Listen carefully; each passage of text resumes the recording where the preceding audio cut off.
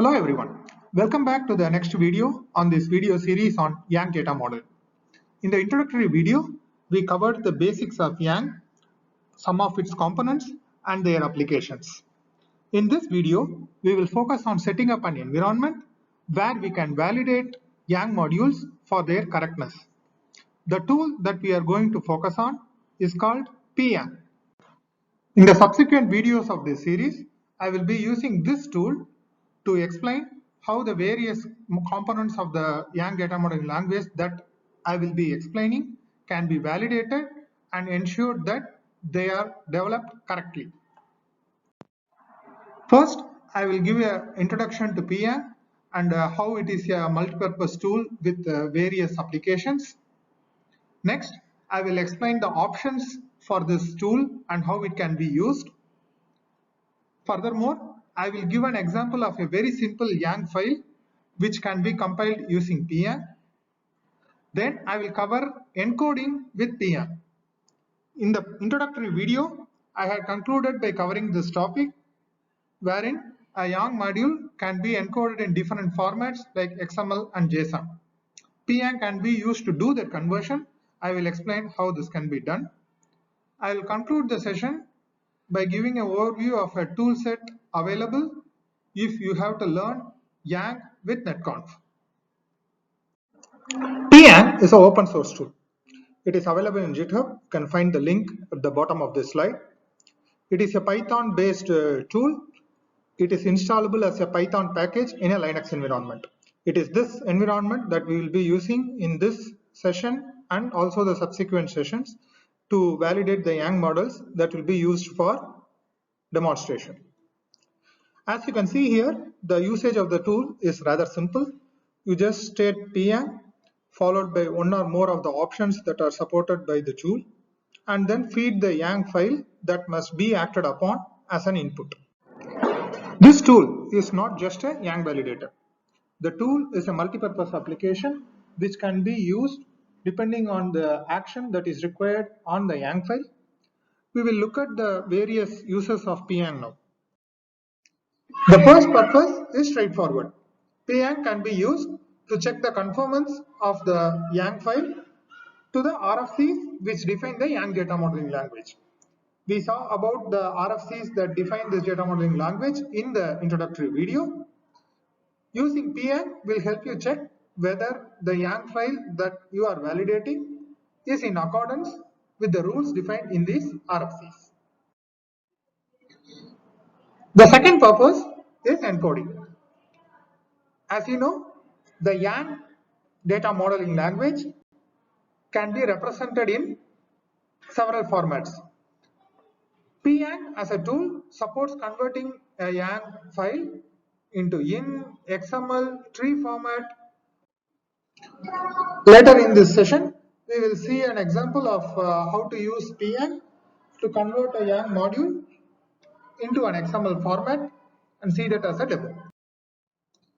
PYang can also be used to represent the Yang file in the tree format. As we know, Yang is in hierarchical format and representing hierarchy in tree is a convenient way to visualize the Yang files. A data model is also normally visualized as a UML diagram. PYang also supports that. You can use this to convert the data model into a UML diagram and visualize it in an efficient way. The next useful application is code generation.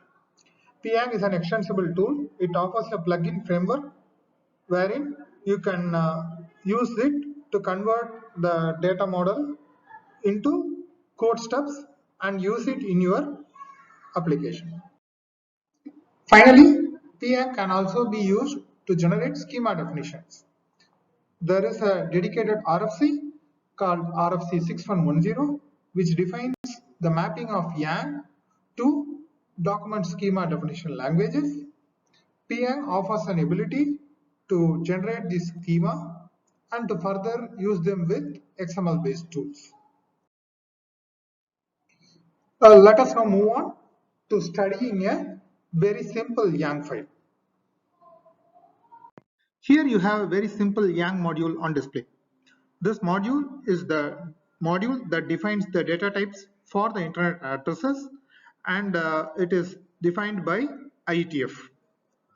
Here, for convenience, only a small portion of the module has been extracted to assist in easily explaining the various components involved and to show a quick demo of how this can be validated using PM.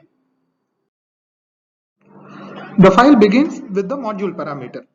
The name of the module, as you can see, matches the name of the Yang file, which is IETF inet types.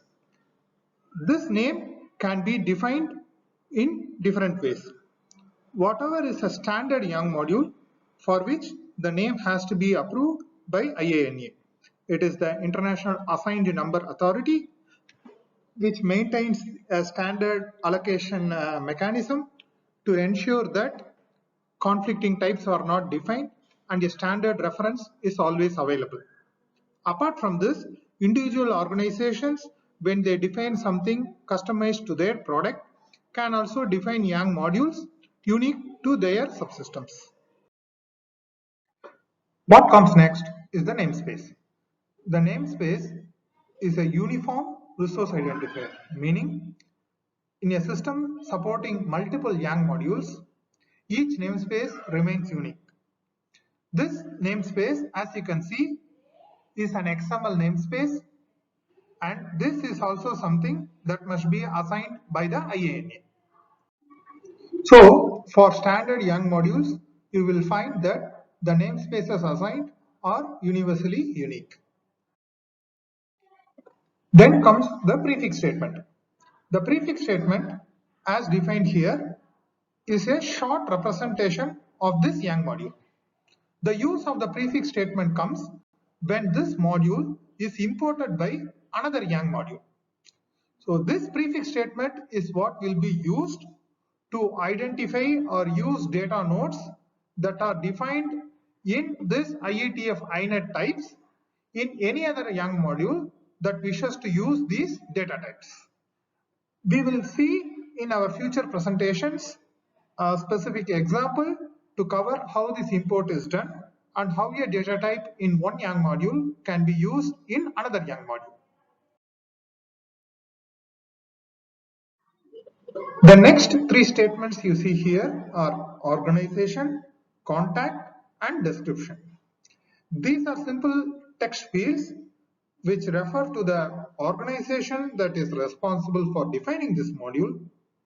Then a contact point to reach out if there are technical queries or any clarifications that are required with respect to the definition of this module.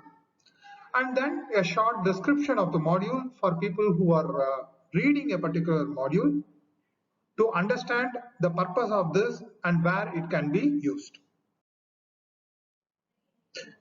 Finally, we have the revision statement. As you can imagine, any Yang module once defined will undergo periodic updates and revision to match the growing needs or any new requirements that arise to update the module.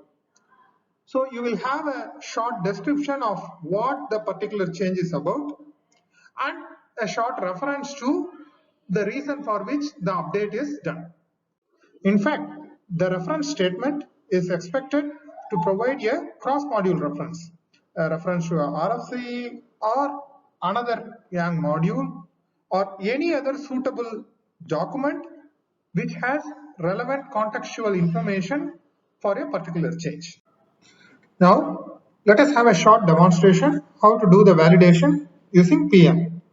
As you can see, we are in a Linux environment where I have installed PM version 2.2.1.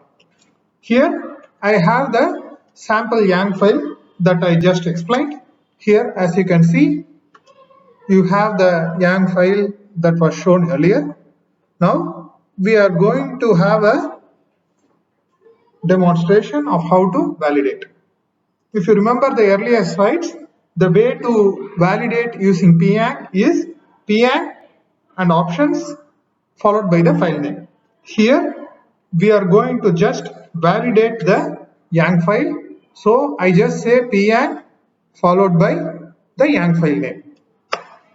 When I hit enter, since the file is devoid of any errors, I just get back the prompt. Now, let us introduce some simple errors to see how the system will react. Say for example, I make a simple mistake of making a wrong keyword. I am making prefix as PRFIX. Now I will save and I will rerun the validator. So now as you can see, it is pointing out errors. So this is a very simple example of how PYANG can be used to validate a particular YANG file. Now we will see how can we do encoding with PYANG. The example we will see is encoding the YANG file into the IN format. The command line for that is simple, PYANG followed by the format in which you want to convert to, in this case IN, followed by the input YANG file. The result will be what you see here. You will find that every parameter in the YANG file has been converted into the XML encoding with the value of each parameter taking the place of the XML parameter value. I have highlighted here for convenience to see the matching parameter names in the YANG module to the IN format. PYANG also offers several other conversion formats. If you see here, I am just going back to the Linux terminal where I am going to do the help for the tool. As you can see, it is listing every possible option available under PYANG. Here, if you see, there is an option called as format. I am highlighting that. As you can see, it is very feature rich. You have formats to IN, DSDL, tree, JSON, and whatnot. The type of format depends on the application for which you are using it, and PYANG is a versatile tool which will support you to do so.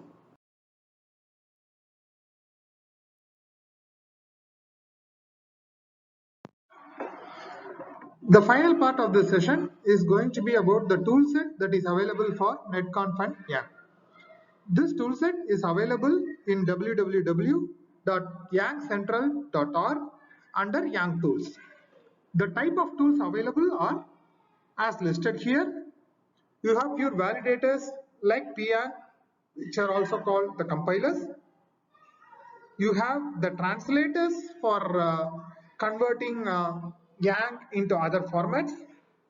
You have various editing tools and IDE assisting tools for convenience of different development environments. And importantly, you also have netconf clients and servers. As we have learned, netconf is the management protocol and YANG is the data modeling language. And the data models are going to be communicated between the client and server through the netconf management protocol. So this will be helpful in establishing a client-server model and studying the YANG data modeling language. These tools, namely the client servers, the validators, translators, can also be used in a telecommunication product which is going to use the YANG data modeling language. The final interesting tool that is available is called an extractor. You have YANG modules defined in RFCs, and it is possible through tools available here to extract only the YANG modules from the RFCs and the internet drafts.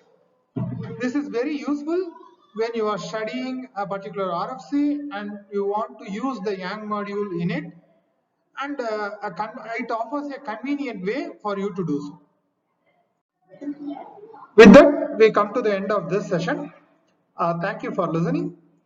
In the subsequent sessions, we are going to start focusing on every component of Yang data modeling language one by one. I will dedicate the videos to 2 or 3 of these elements to keep it under 10 minutes, and I hope by following these sessions you will be able to learn the Yang data modeling language.